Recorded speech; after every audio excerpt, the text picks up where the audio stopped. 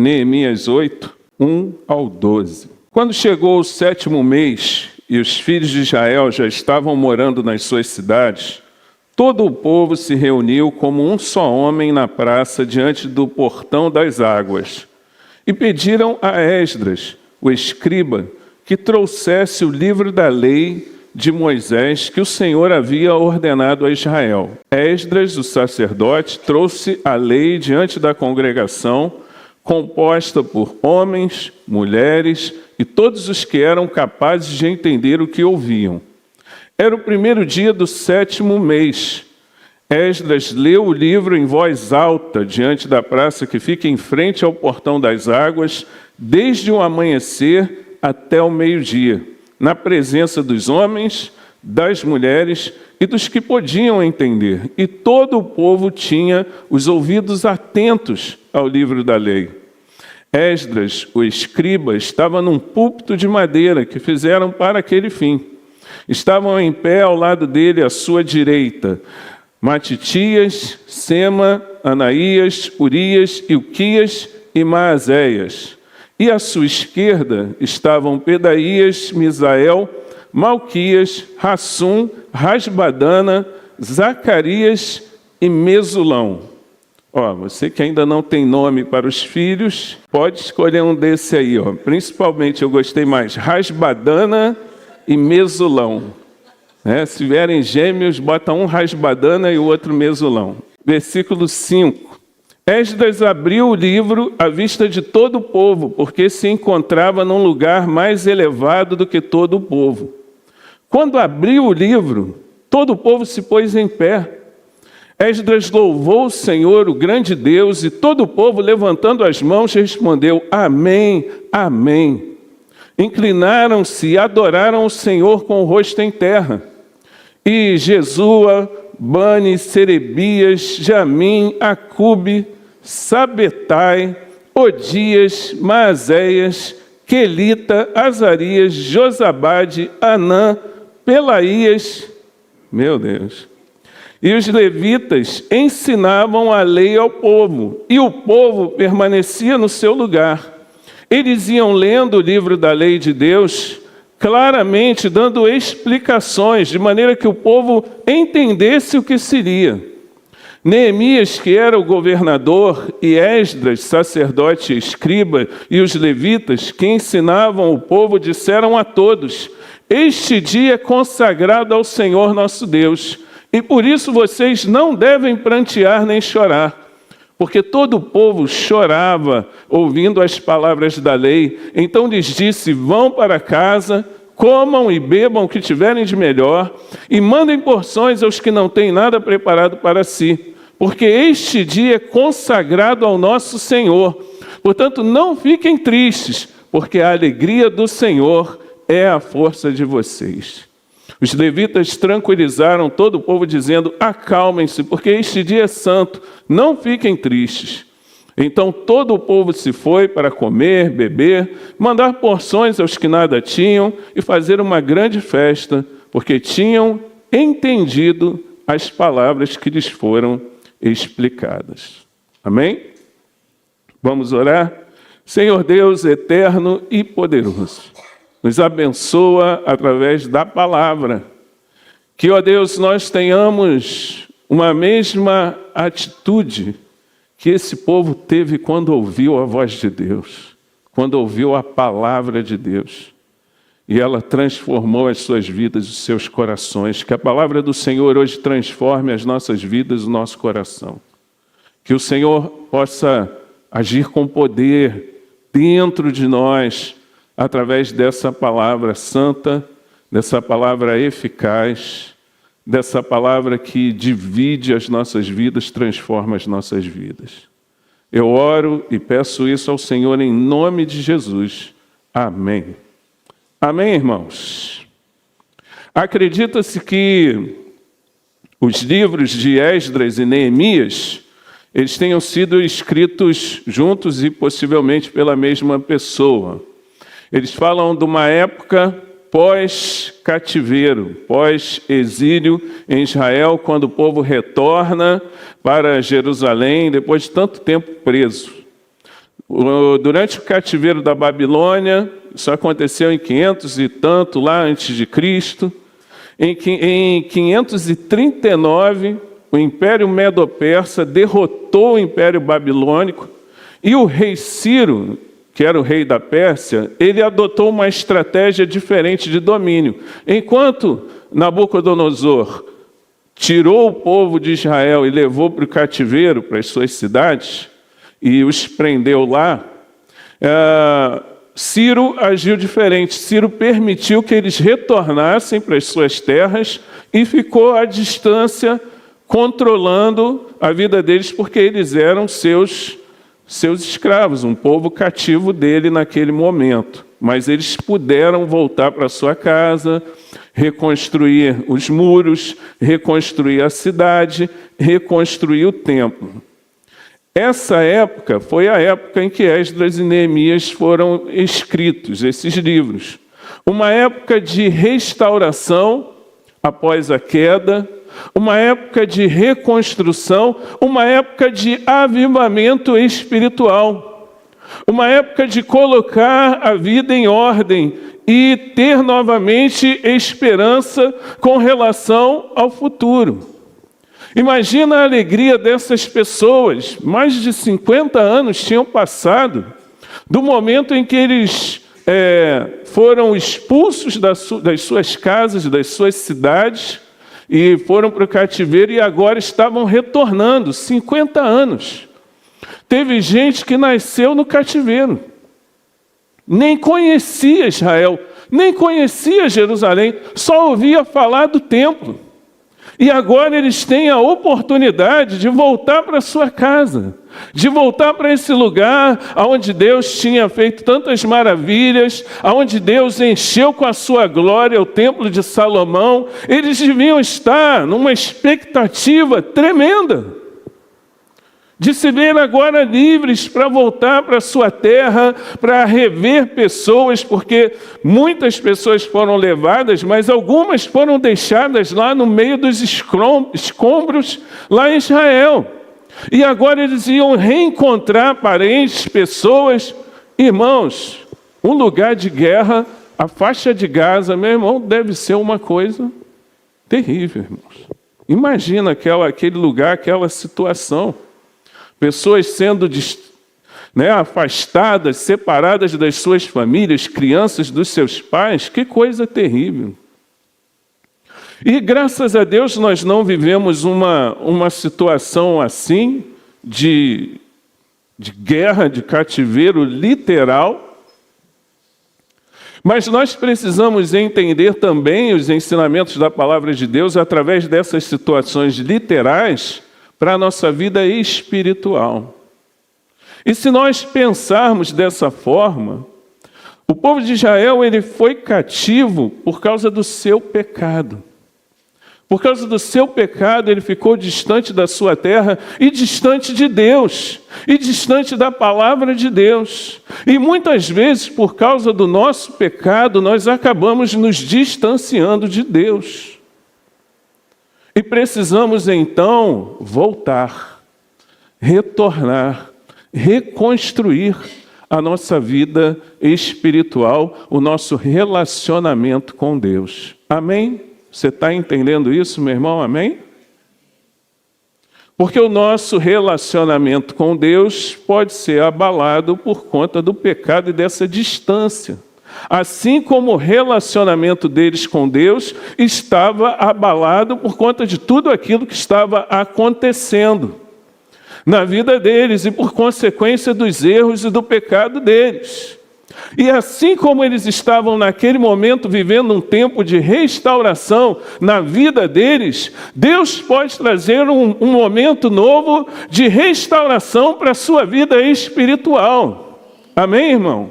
Um momento novo, um momento da graça de Deus, um momento de você ser novamente cheio do Espírito Santo, um momento de você reconstruir o caminho até a presença de Deus. Neemias, quando ouviu falar daquilo que estava acontecendo e que Jerusalém estava destruída e que os muros estavam derrubados, a miséria tinha tomado conta daquele lugar, ele se incomoda com aquela situação. E ele ora e ele pede a Deus: Senhor, me ajuda, faz alguma coisa no nosso meio para que essa situação não permaneça. E Deus ouve o clamor de Neemias, ele toca no coração do rei e ele vai lá com outras pessoas para reconstruir os muros, reerguer os muros. Mas aquilo que estava acontecendo não era apenas uma mudança física, não envolvia apenas trabalho braçal. A restauração seria completa apenas se ela fosse também uma restauração espiritual do povo de Deus. Amém, irmãos? Eles perceberam que era necessário fazer mudanças na vida deles para que eles experimentassem uma renovação espiritual. E você precisa olhar para a sua vida e refletir se você não está precisando fazer mudanças para que a sua vida com Deus, a sua comunhão com Deus, atinja um novo momento, um novo estágio. Não dependia apenas de força. Não era apenas uma questão de construir muros, assim como muitas vezes tem muitas pessoas que são muito solícitas em estar na igreja, em ajudar, em colaborar. Se a gente chamar, vamos levantar um muro, a pessoa vem ajudar a sentar um tijolo, a botar um cimento, a pessoa ajuda a carregar um carrinho. Glória a Deus por isso, nós precisamos de ajuda e contamos com a ajuda dos irmãos, mas a restauração, aquilo que Deus tem para fazer na sua vida, é muito mais do que isso. Deus quer trabalhar no seu interior. Deus quer que você seja uma nova criatura. As coisas velhas fiquem para trás e tudo se faça novo na sua vida. A fé vem pelo ouvir e ouvir a palavra de Deus. E quando os nossos olhos são abertos, quando nós percebemos a importância de estar nesse lugar da palavra de Deus, então nós podemos experimentar um verdadeiro avivamento. A palavra de Deus traz alicerces para a nossa vida na presença de Deus. E era isso que estava acontecendo naquele momento, naquele lugar. A palavra de Deus estava voltando a encontrar importância no coração do povo de Deus. Nós precisamos, como povo de Deus, perceber a importância da palavra do Senhor para as nossas vidas. A palavra diz que o cair é do homem, mas o levantar é de Deus. E talvez hoje tenham pessoas que estão caídas por causa de um pecado, por causa da sua distância de Deus. E Deus, através da sua palavra, pode hoje restaurar a sua vida, renovar o seu coração, trazer um avivamento espiritual para a sua vida. Mas o ensino da palavra não pode ser negligenciado. Se nós queremos experimentar um verdadeiro avivamento é mais do que cantar alto, um verdadeiro avivamento é mais do que ficar rodopiando, um verdadeiro avivamento acontece quando a palavra de Deus marca os nossos corações. E nós reconhecemos o senhorio de Jesus nas nossas vidas. É isso que produz verdadeiro avivamento, irmãos. Essa semana saiu o resultado do censo do IBGE sobre a religião no Brasil, e nós vimos aí o crescimento evangélico. Era 21%, agora é quase 27%, e nós estamos crescendo. Que bom!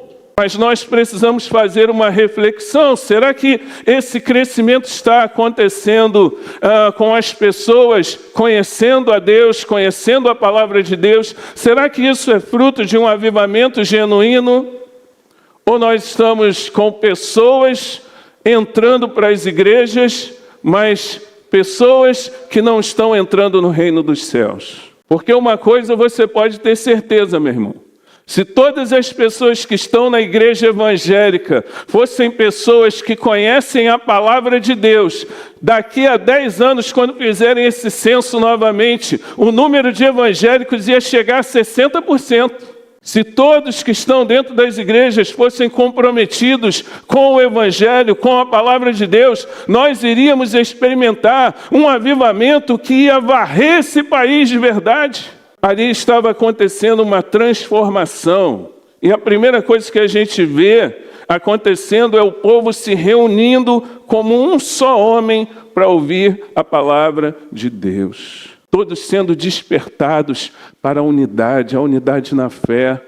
Nós precisamos ser despertados para a unidade, estarmos juntos na presença de Deus, ouvindo a palavra de Deus nesse lugar, investindo a nossa vida, os nossos recursos para esse propósito, nos unindo uns aos outros para ouvir a voz de Deus.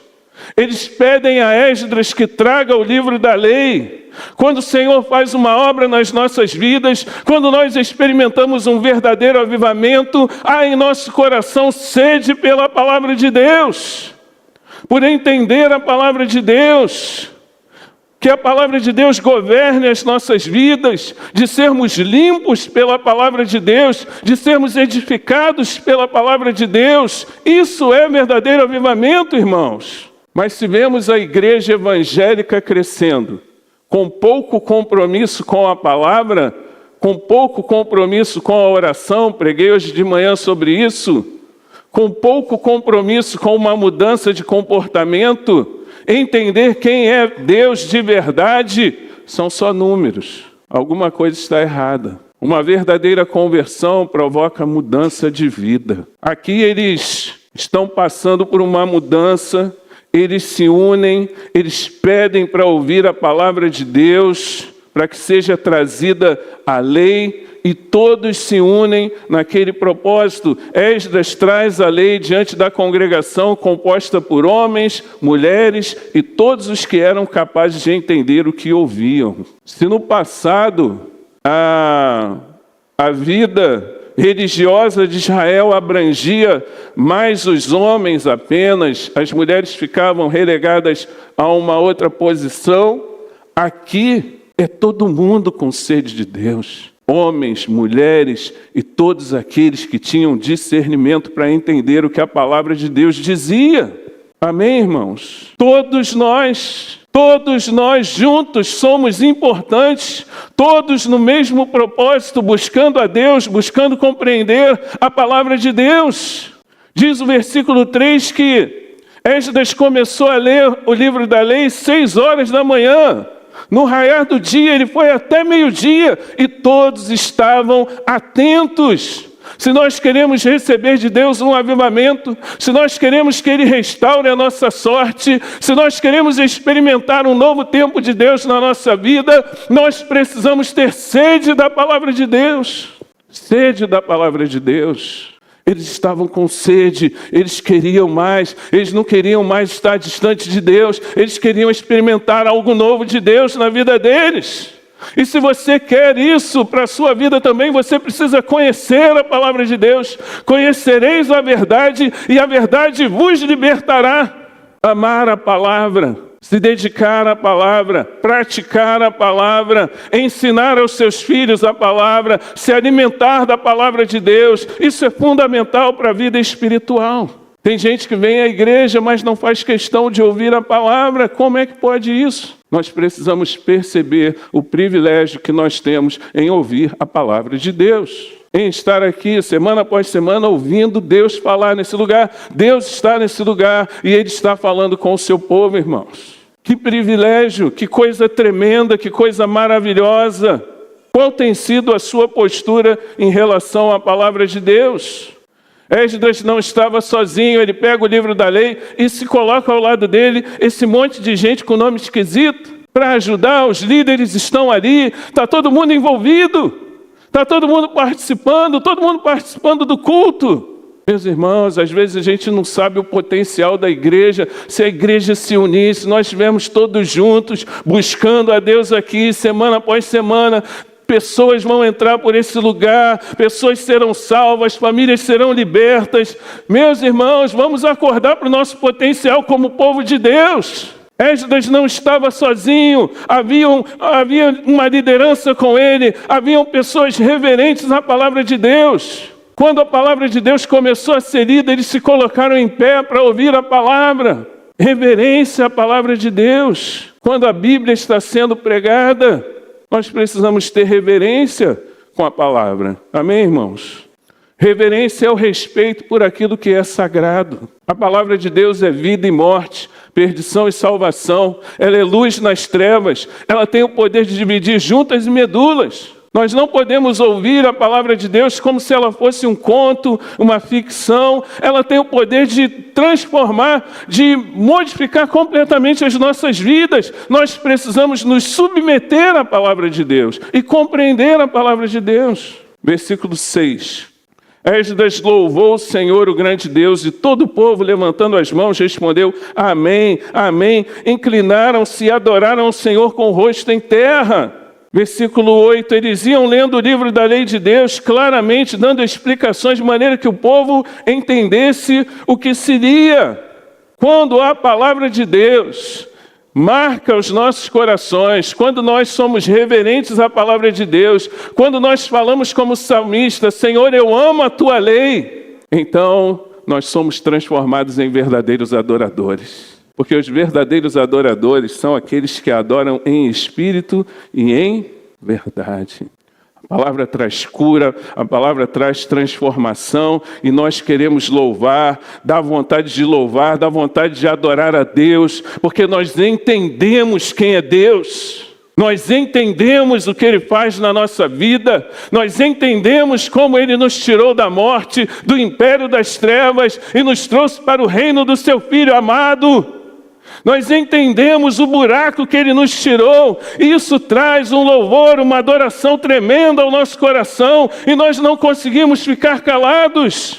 Nós cantamos, nós ouvimos a voz de Deus, nós entendemos a palavra de Deus, nós nos curvamos, nós reconhecemos quem é como nosso Deus, poderoso nas batalhas, poderoso para salvar. Eles começaram a ouvir a palavra de Deus. Eles estavam tanto tempo fora que muitos deles já não falavam mais o hebraico. Eles falavam aramaico, e a palavra era escrita no hebraico. E quando eles ouviram a lei, que eles começaram a entender aquilo que a palavra de Deus dizia, eles começaram a chorar. Aquilo trouxe uma grande emoção ao coração deles. Eles estavam emocionados de entender a palavra de Deus, de ouvir a voz de Deus. Meu irmão, nós temos liberdade religiosa, mas você já foi num lugar onde pessoas não podem levar a palavra? Quando elas recebem uma folha da palavra de Deus, elas ficam emocionadas, alegres, elas se regozijam. Em países que são contrários à pregação do Evangelho, por ter uma folha só da Bíblia, irmãos, eles estavam emocionados de entender a palavra de Deus. Melhor do que ler a Bíblia é entender a Bíblia. Lembra quando Filipe encontrou o eunuco etíope? E ele estava lendo a palavra de Deus. E Filipe perguntou: você compreende o que você está lendo? E ele falou: como é que eu vou entender se ninguém me explicar? É por isso que nós estamos aqui, semana após semana. É por isso que todo domingo, 8h30, tem o estudo da palavra. É por isso que lá no grupo da igreja a gente divulga os áudios da leitura bíblica, para que você compreenda a palavra de Deus. Esse é o nosso trabalho. Você não precisa entender tudo, você não precisa ser um professor, mas é importante que você entenda a palavra de Deus, que você conheça a palavra de Deus. O que isso está querendo dizer? Vou perguntar para o Anderson. Não estou entendendo isso aqui. Me ajuda aí, Anderson. Qualquer dúvida da Bíblia, pode perguntar para ele. Tá? Vai a ele que ele vai te dizer. Sabe a Bíblia de cor, Gênesis, Apocalipse, sabe tudo. Estude a palavra de Deus, meu irmão. Isso precisa mexer com a gente. A palavra de Deus precisa mexer com o nosso coração. Isso envolve as nossas emoções. A palavra de Deus, ela traz alívio, ela traz paz na tribulação, ela traz alegria na hora da tristeza, ela traz gratidão. Isso às vezes nos leva a chorar. Eles choravam ouvindo a lei de Deus. Irmãos, às vezes a gente para ler a Bíblia, não sei se acontece com você, mas deve acontecer, não é possível. E a gente começa a chorar, Deus falando com a gente ali. Ouve uma música, um louvor que canta a palavra de Deus, e aquilo Não dá para ficar indiferente, irmãos. É a palavra do Deus vivo, enchendo o nosso coração, é a mensagem do Evangelho. Isso tem que mexer com as nossas vidas, ouvir os mandamentos de Deus. Quando eles ouviram a história do povo saindo do Egito, o que Deus já havia feito na vida daquele povo, a maneira tremenda como Deus tinha feito maravilhas no meio daquele povo, eles choraram na presença de Deus. Nós queremos isso de novo, nós queremos que Deus vá conosco novamente, nós queremos ver a glória de Deus mais uma vez. A palavra de Deus mexe com o seu coração. A palavra de Deus age no seu interior. E aí Neemias e Esdras e os líderes começaram a falar com o povo: olha, não é tempo de chorar não, é tempo de alegria, porque Deus está restaurando a vida de vocês. Deus quer restaurar a sua vida também, a sua vida espiritual. Talvez você tenha passado por um tempo de tribulação, de pecado, de desânimo, mas Deus quer renovar você nessa noite. Quer te dar perdão e graça, quer te envolver com a sua misericórdia, quer fazer você feliz, quer alegrar o seu coração através da sua palavra, que é viva e eficaz. Lâmpada para os nossos pés é a sua palavra, luz para o nosso caminho. Ela é o alimento da nossa alma. Que felicidade é receber a palavra de Deus em nossos corações, que alegria. Uma alegria que ninguém pode tirar, uma alegria que não está condicionada ao que nós estamos vivendo, porque a fé nos faz transcender aquilo que está acontecendo no momento. Mas para ter fé a gente precisa da palavra de Deus, ela é o alicerce da nossa fé. E ele fala: levantem-se, vão fazer festa, vão comer, vão festejar, porque a alegria do Senhor é a força de vocês. A alegria do Senhor é a sua força, meu irmão. Você vai vencer as suas dificuldades. Vá para a palavra, invoque a palavra de Deus, o Deus da palavra, e você vai vencer essas lutas. Se alegre no Deus da sua salvação. Se alegre novamente por pertencer a Cristo, e que isso seja contagiante na sua vida.